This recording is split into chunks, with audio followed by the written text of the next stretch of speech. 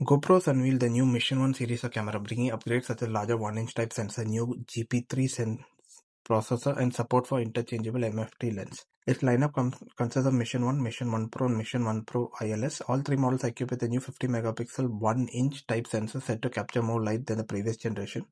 It gets a new 5nm GP3 processor enabling video recording capabilities at 1080p at 960 frames per second, 8K 60 frames per second, 30 frames per second, 4K 120 frames per second, OpenGate 4K 240 frames per second. They claim the new chipset also integrates upgraded AI NPU for improved video processing and enhanced low light performance. The cameras are backed by a new Enduro 2 battery, which claims to have over 5 hours of recording at 1080p, 30 more than 3 hours at 4K 30 at single charge.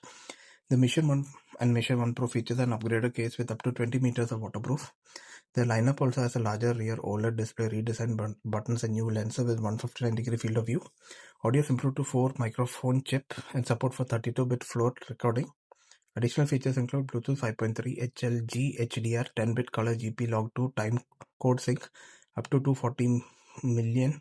The 1 Pro also comes with Grip Edition, which has a metal case for added durability, along with cold shoe mounts, magnetic latch mount, and mounting fingers. The ILS introduces an interchangeable lens system with support for micro Four thirds lenses and adapters. They also announced a new wireless microphone system compatible with the Hero Black series as well as smartphones and DSLR. They have a range of accessories for the Mission, including new metal media mods, M series ND filters protecting housing, Volta 2 battery grip. Pricing has not yet been announced, but pre-order begins on May 21st. The Mission Pro and 1 Pro will go on sale May 20th, and 1 Pro ILS with Creator Ultimate Creator Combo Editions is slated for launch in Q3 this